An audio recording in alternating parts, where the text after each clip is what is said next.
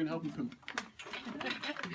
So standard technique, just like we talked about in any other procedure that we've already done. Check the order, check the chart, identify your patient, make sure that you have all your equipment that you need. Come into the room, introduce yourself, explain what's going to go on, provide privacy. This is going to be generally a smelly procedure. If this is a semi-private room and they have a roommate, if you can do this while they're out, that's probably a good idea, because the patient next door is not going to want to smell what you're about to do. So if you can leave them alone, that's the perfect thing to do. So in your kits, you have an Enema bag. It looks something similar to this. They're all kind of about the same. This is going to hang on an IV pole, like so. This tip is already lubricated, so if you pull this off, you're going to get gunk on you, so make sure you leave your tip on until you're ready. This particular kit is a soap suds enema. You have a little package of soap. Follow the doctor's order. Now, I've never seen an enema over a liter or 1,000 cc's of fluid. Maybe the other instructors have. I've never seen more than that. Usually it's 500 or 1,000, because this is a lot of fluid. You can see the bag is marked 1,500, 1,500. That's a lot of fluid for some little person to hold in their rectum and their colon. So be sure you check your order. You're going to fill this full of warm water. The checkoff says 105 to 110 degrees, I think. I mean, I suppose you could put a thermometer or a thermometer in until you get the right temperature. I've always just kind of dabble on your wrist, just like you're feeding your baby. If it's warm, then you're fine. Warm water tends to work better than cold water, plus it's more soothing to the patient. You don't want it hot, because you can scald the inside of the colon. So make sure it's just warm. Tear off your little soap suds bag, put it in there, knead it in there real well so it's kind of mixed up. And now your solution's ready to go. Of course, you're going to want to wear gloves. Ones that fit, always a good idea. And you want to put your patient in the Sims position. That's going to be over on their left side. Can anybody tell me why you put them on their left side? There's a reason for it. Anybody, come on. Any anatomy geniuses, come on. Oh my gosh. That's the way they're, the draining. Kind of. That's the way your colon flows. Your colon flows to the left. So if you put them on the left, the fluid is going to drain down into the colon. So turn them on their left. Kind of give them some support there. You got a nice clean shot. The fluid is going to drain down into the colon, because you're going to want them to hold this as long as they possibly can. Chucks are your friend. If you're in a facility that has these, grab a handful. We like to chuck up. And you guys really won't see these kind of enemas like what he's setting up per se so much. This is a little bit on the old school side. Yeah, this Florence Nightingale invented this, Yeah. I think. Most you see now will be like the little Fleets Foss things and stuff like that. You're still going to position them and do the checks and all that, but it's just going to be a little bit different setup. Yeah, everything up to this point, after this will be the same regardless of what kind you have. It's just the equipment you're using at that particular time. With this particular kind of enema, you want this about 12 to 18 inches above the rectum, because you're going to use gravity. It's cheap and it works well. Get your patient ready to go. You have a little slide in here that's going to clamp it off for you. You want to prime your tubing over a trash can, make sure it's ready to go. You're going to insert this 1 to 3 inches inside the rectum with it closed. Have them take a deep breath. Insert. You may twist just a little bit. That helps relax the rectum a little bit. Sometimes just a little bit of stimulation in the rectum will cause them to relax, and they may have some stool come out. Just be prepared for that. You've got some chucks here. You're ready to go. Or some Play-Doh, so don't get your face too close. Yeah, you don't want to be down there looking too close. They'll blast you. So once you get it where you want it, kind of open your clamp a little bit.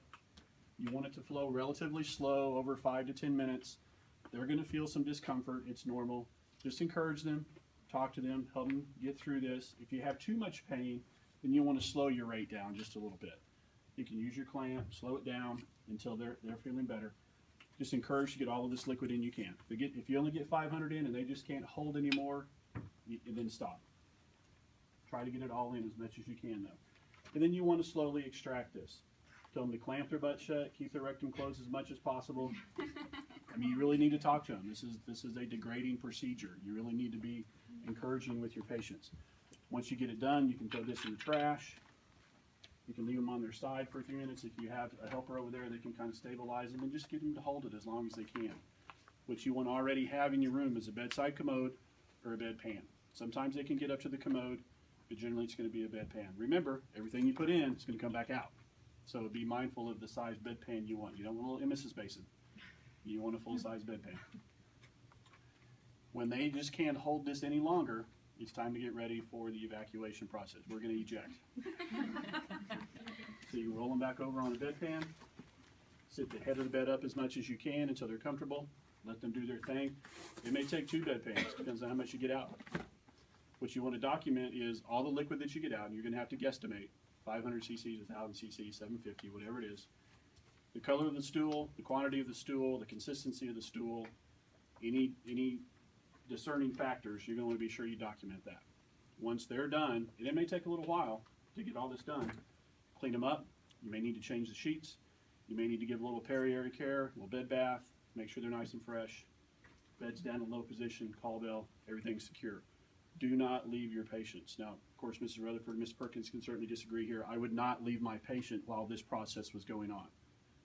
Unless there was some kind of emergency, you don't want to leave him or laying here. I mean, the minute you walk out that door, guess what?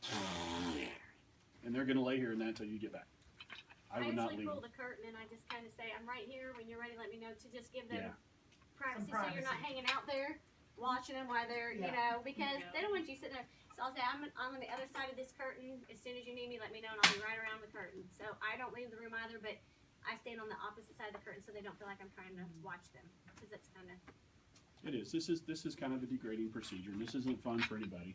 And make sure that you verbalize in your checkoff that you will prime the tubing. If you put that into somebody's behind before you primed it, you will fail because you just filled them up with air.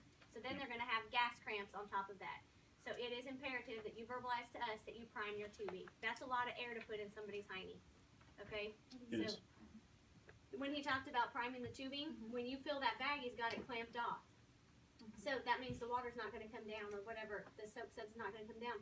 You have to open up the clamp and let it come all the way down to the end. If you don't prime that tubing, that's going to be air. That whole tubing's going to be filled with air, and you're going to put all that into them. And then that's going to make them have gas cramps and everything else. So you have to verbalize that you prime the tubing. So you make sure there's water all the way down into the. Yes. Yes. And I Before usually you just put the insert. trash can over there and prime it until it's dripping out the end, and then clamp it off. Same with IVs. You're going to have to do the same thing on IVs, is prime the tubing. If you have the Fleets Enema, if you haven't seen those, they come in a bottle about so big, it's a little squeeze bottle with a tube on the end. Looks just kind of like that. Generally, they're pre-lubricated. You can heat up some water in the microwave and put the bottle in it and let it sit there for just a couple of minutes to warm it up a little bit. But again, you want to test it and make sure it's not hot. The procedure's the same. The patient's in the same location. You insert the tube and you just give it a gentle squeeze. And just encourage your patient to hold it as much as they can and get as much fluid in there as they can, and then hold it in their colon as long as they can. The longer it's in there, the better results you're going to have. It doesn't get any easier than that. This is not a sterile procedure. This is a you keep clean procedure, but not a sterile procedure. They used to use milk and molasses. Remember the milk and molasses enemas, where they put the milk and the molasses? Some nurses used to put a little tab of butter in there. They used to use some weird, they used to have some, it depended on what the doctor write for. But I had given milk and molasses enemas before, and soap suds enema. And they used to use all kinds of weird stuff. When I was on the spinal cord injury unit at the VA hospital in San Antonio, about 6 or 7 o'clock at night, we'd have bowel time because all these guys who had spinal cord injuries generally couldn't go on their own, especially if they were relatively new injuries. You know, you might start in one unit and get everybody chucked up and do a little suppository and let it set for minutes. You come in and roll them over and just give them a quick bowel prep. I'm just like starting a car and then just poop out a big lump. Bowel program, key of the spinal cord injury unit. Yep. But that's what you got to do sometimes. Questions about enemas? It's not hard, This is the stuff you don't see on Grey's Anatomy. right? It's not glamorous